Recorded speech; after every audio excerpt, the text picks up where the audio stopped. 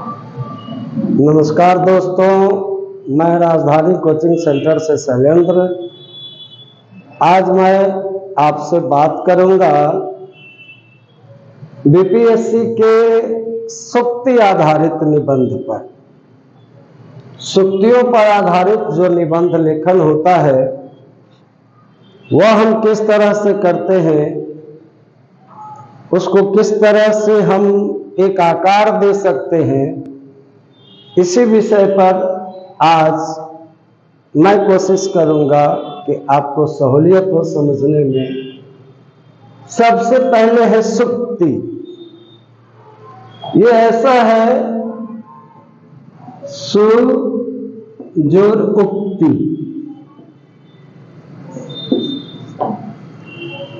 सुंदर कथन, अच्छा कथन, मंगलकारी कथन। तो ये सूक्ति कैसा है? ये ठीक बीज जैसा है। जैसे गेहूं को उन्नत करने के लिए खाने का गेहूं अलग और बीज का गेहूं अलग रखते हैं। अच्छी क्वालिटी का जो होता है उसको रखते हैं। मक्के का बीज वैसे ही रखते हैं, सरसों का वैसे ही रखते हैं। तो यह सूक्ति जो है सो बीज तत्व है।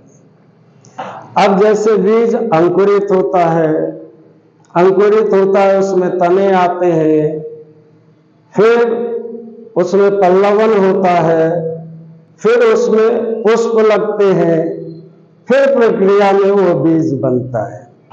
तो यह जो प्रक्रिया है ये बीज तत्व है।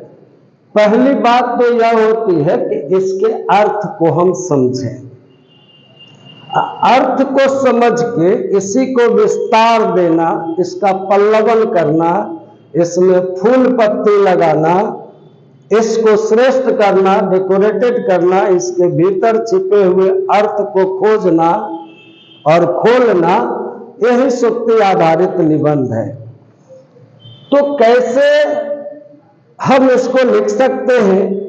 प्राय ऐसा होता है कि बहुत सारी सूक्तियां ऐसी होती है, जब से बच्चे ज्यादातर शहरों में रहने लगे, देहाती परिवेश से उनका जब कटाव होने लगा तो कुछ चीजें वो समझते ही नहीं।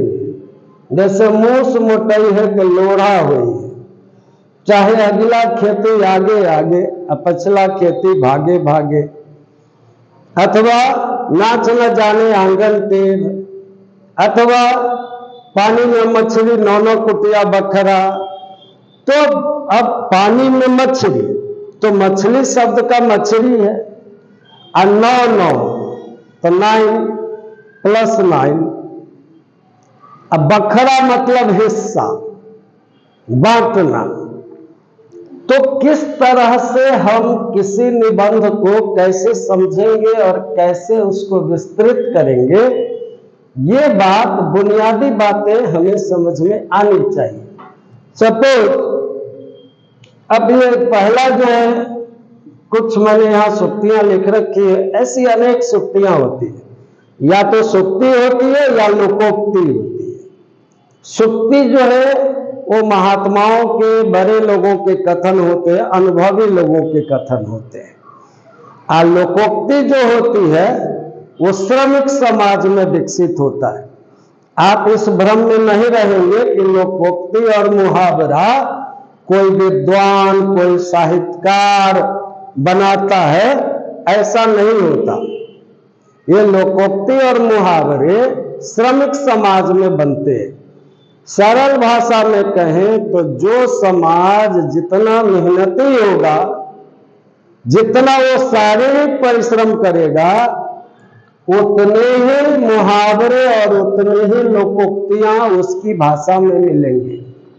जैसे आप देखते हैं कि, अब मैं कैसे आपको समझाऊं, आपने शायद देखा होगा, गांव में 4 चढ़ाना होता है।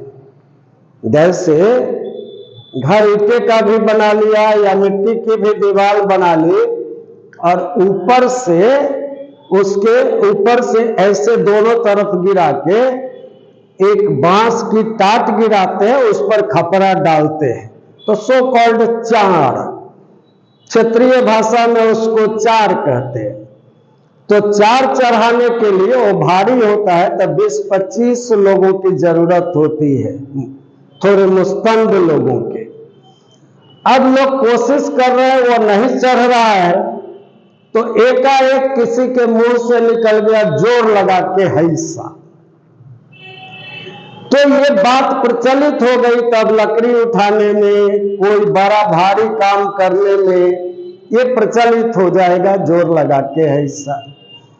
अब देखिए, नाच न जाने आंगन टेढ़, तो जब किसी को कोई काम दिया गया होगा और वह काम वो पूरा नहीं किया होगा और बहाना किया होगा, कहा होगा कि ये काम होने वाला नहीं है, मान लीजिए सफाई करना है और झाड़ू आपको नारियल की दी गई है। नारियल की झाड़ू से भी सफाई हो सकती है, लेकिन हमें सफाई करने नहीं आता है, तो हम कहेंगे कि भाई इस झाड़ू से संभव नहीं है।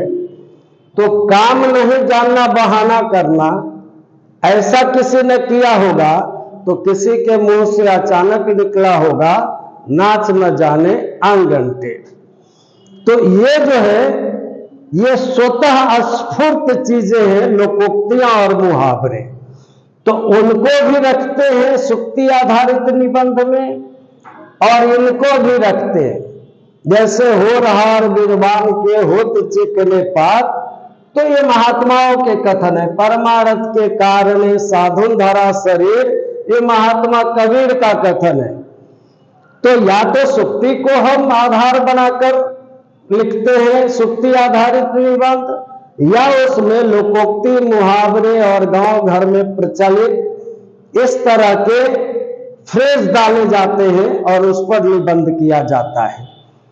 अब मान लीजिए मुझे लिखना है होनहार बिरबान के होत चिकने पात, तो इसका अर्थ यह होता है कि जो प्रतिभाशाली व्यक्ति है उसके प्रतिभा के लक्षण बचपन में ही दिखाई पड़ने लगते हैं। अब सवाल है कि आपको 700-800 शब्दों में निबंध लिखना है, तो प्रतिभाशाली व्यक्ति के लक्षण बचपन में ही दिखाई देने लगते हैं। दूसरे शब्दों में कहे तो बचपन में ही विलक्षणता दिखलाने लगता है। इस बात को कैसे आप पल्लवित करेंगे, 700-800 शब्दों में आप कैसे कहेंगे, तो उसके लिए हमें कुछ कल्पना, कुछ अनुभव, कुछ सुनी सुनाई बातें, कुछ पढ़ी हुई बातें और कुछ भाषा का आधार जब हम लेंगे तो इसको हम आसानी से पूरा कर सकते हैं। जैसे दिन कैसा होगा यह सुबह का सूरज बताता है, यहां से हम शुरू कर सकते हैं। हम श्री कृष्ण के व्यक्तित्व से शुरू कर सकते हैं कि कृष्ण बड़े बड़े काम बड़े होकर नहीं करने लगे, बचपन में ही बड़े बड़े काम कर रहे हैं, अनेक असुरों को मार रहे हैं, अनेक अपना ऐसा रूप दिखला रहे हैं जो विलक्षणता की ओर जाता है। नंद और यशोदा दोनों बार बार चकित होते हैं, तो उनके बार बार चकित होने में अभी ये लक्षित नहीं हुआ है, लेकिन कृष्ण विलक्षण है, यह बचपन में ही दिखलाई पड़ जाता है। श्री राम विलक्षण है, ये बचपन में ही दिखलाई पड़ जाता है। चलिए, आप कहेंगे कि शास्त्र मैंने नहीं देखा, ये काल्पनिक भी हो सकता है। मैं आपको बहुत एकदम सटीक धरातल पर लाता हूं। आपने थोड़ा बहुत भी साहित्य पढ़ा होगा तो आप जयशंकर प्रसाद जी का नाम जरूर जानते होंगे। कामायनी महाकाव्य के रचनाकार, अनेक कहानियों के रचनाकार, अनेक उपन्यासों के रचनाकार, और मतलब जयशंकर प्रसाद जी पूर्ण रचनाकार है। कविता, कहानी, नाटक, उपन्यास, सारी चीजें लिखते हैं। प्रसाद जी के नाटक तो अनमोल हैं, अर्ध ऐतिहासिक हैं। वो आधा इतिहास और आधा अपनी कल्पना मिलाकर उन्होंने बनाया है। तो ये प्रसाद जी इतने बड़े साहित्यकार कैसे हो गए? इतने बड़े साहित्यकार हो गए कि बनारस में एक गली है, नारियल की गली, और उस नारियल की गली में प्रसाद जी की पैतृक दुकान थी, सुघनी साहू की दुकान। उस दुकान पर प्रसाद जी बचपन से बैठते थे, अपने पैतृक दुकान पर।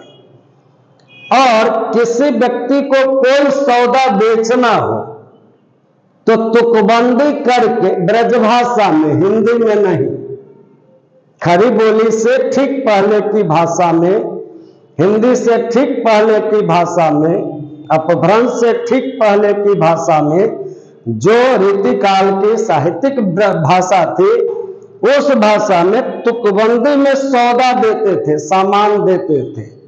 अब कोई पैसा देता था तो तुकबंदी में लेते थे। तो तुकबंदियां करते हुए कब प्रसाद कलाधर हो गए और कब उन्होंने ब्रज भाषा में साहित्य करना शुरू किया, वो देखते देखते हो गया तुकबंदियों में। मतलब कविता करने की प्रतिभा उनके अंदर बचपन से ही थी, जो एक साधारण सी दुकान से, बनारस की एक दुकान से शुरू हुई।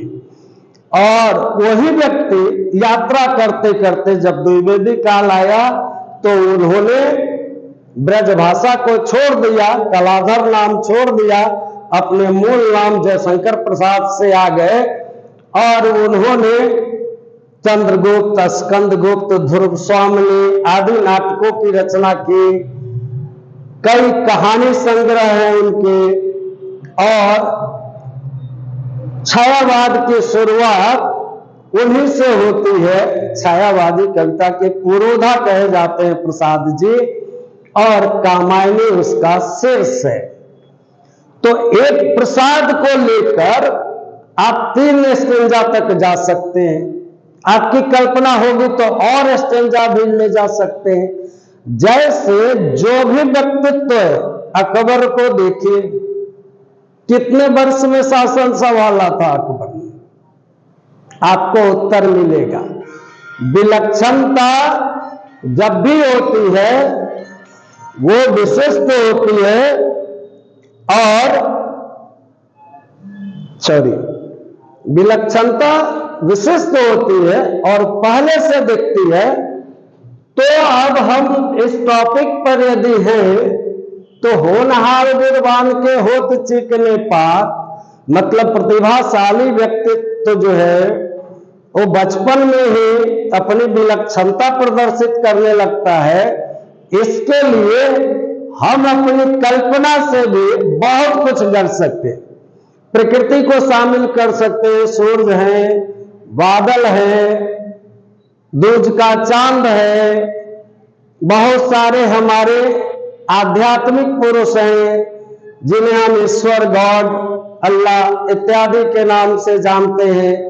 और हमारे अनेक साहित्यकार हैं, और सबको सूत्रबद्ध कर देंगे, एक माला में पिरो देंगे तो हमारी सुक्ति 800 शब्द क्यों, 1000 शब्द भी जा सकती है, 1200 भी जा सकती है, 1500 भी जा सकती है, 2000 भी जा सकती है, और हम चाहे तो एक पूरी पुस्तक भी उस पर लिख सकते हैं।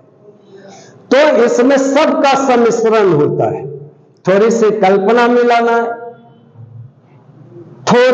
थोड़ा सा विचार मिलाना है, थोड़ी सी भाषा रखनी है, थोड़ा सा अनुभव मिलाना है। जैसे इंद्रधनुष में 7 रंग होते हैं, वो सतरंगी छटा यहां आप जो ही बिखेर देंगे तो जैसे इंद्रधनुष देखकर सबको खुशी होती है, वैसे आपका निबंध पढ़कर आपके परीक्षक को खुशी होगी, उनमें एक्साइटमेंट आएगा, और जो ही एक्साइटमेंट आएगा, जो ही वो सरस होंगे, उनका हृदय आपके हृदय से मिल जाएगा कापियों के माध्यम से। ध्यान रखिए कि परीक्षा में वह विद्यार्थी सर्वश्रेष्ठ कहलाता है परीक्षक की नजर में, जिसकी काफी साफ सुथरी और सुंदर होती है। विद्यार्थी अगर कोयले के खान जैसी सूरत वाला भी है, खुदा न करे कि कोई ऐसा हो, लेकिन अगर कोई है और उसकी कापी अगर सुंदर लिखावट में है, उसमें अशुद्धियां नहीं है, और बात को करीने से उसने कहा है, अपने जेहन से कहा है वह जहीन है, तो आप विश्वास करो परीक्षक की नजर में वह दुनिया का सबसे सुंदर पुरुष और सबसे सुंदर स्त्री होती है। तो ये जो बुनियादी बातें हैं, इनको सीखने के लिए आपको थोड़ा सा अभ्यास करना होगा। सभी रंगों को मिलाकर एक चटक बनाएंगे। फैंसी साड़ी आपने देखी होगी, तो फैंसी साड़ी को जब धूप में ले जाते हैं तो अलग अलग छवियां अलग अलग तरीके से उसको दिखलाएंगे, तो अलग अलग रंग उसका प्रभाव डालेगा। हम ये नहीं कह सकते हैं कि इसका कलर कौन सा है, मल्टी कलर हो जाता है। तो उसी तरह से निबंध का फ्लेवर, इसका आनंद तब होता है जब इसमें मल्टी कलर आता है। जब हमारे विचार, हमारी कल्पना, हमारी भाषा, हमारी प्रस्तुति, ये सब जब मिल जाती है। आप में से बहुत सारे लोग माला पहनते होंगे, गले में एक ही माला प्रायः पहनते हैं, बहुत सारे लोग 2-3 भी पहन लेते हैं। माला एक होती है, लेकिन ध्यान दीजिएगा उसमें थ्रेड बहुत होते हैं। एक माला कई धागाओं से मिलाकर बनती है, तो हर एक निबंध में उतने थ्रेड होते हैं। एक शीर्षक के अंदर अनेक थ्रेड हैं, उन सबों को हम बारीकी से अलग कर लेंगे, पहचान लेंगे, तो 5-6 थ्रेड भी निकल आए तो 5 स्टेंजा हमारा बन जाएगा, तो अपने आप हमारा निबंध पूरा हो जाएगा। ये बहुत आसान काम है, बशर्ते कि हम अभ्यास करें। तो इस तरह से जब आप सोचेंगे तब आपको पता चलेगा। और एक बात, जैसे आप पुस्तकों में पढ़ेंगे कि निबंध में पहले भूमिका होती है, फिर विश्लेषण होता है, फिर समापन होता है। सच्ची बात यही है कि नए सीखने वालों के लिए ये 3 स्टेंजा ही होता है, भूमिका, विश्लेषण और समापन। लेकिन जो सच्चा निबंधकार होता है उसके लिए निबंध की कोई शैली नहीं होती है। निबंध हृदय से निकलने की चीज है। आप जितने सहृदय होंगे, जितने सरस होंगे, जितने लयबद्ध होंगे, आपका निबंध उतना ही श्रेष्ठ होगा। चाहे वो दार्शनिक पृष्ठभूमि का हो, चाहे समसामयिक हो, चाहे सुक्ति आधारित हो, चाहे लोकोक्ति आधारित हो। तो मैं चाहता हूं आप राजधानी कोचिंग में पढ़े ना पढ़े, ये आपकी अपनी मर्जी है, लेकिन अगले 7-8 तारीख को हम लोग एक फ्री डेमो दे रहे हैं। एक बार आकर आप स्वाद चख कर जाइए, थोड़ा सा भी आपको लाभ हो जाएगा तो मैं समझूंगा कि मेरा परिश्रम सार्थक हुआ। आप आए तो आपका अभिनंदन, नहीं आए तो भी अभिनंदन। आपके लिए बहुत बहुत शुभकामनाएं। आप अच्छा करें, यही एक अच्छे शिक्षक की मंशा होती है। बहुत बहुत धन्यवाद।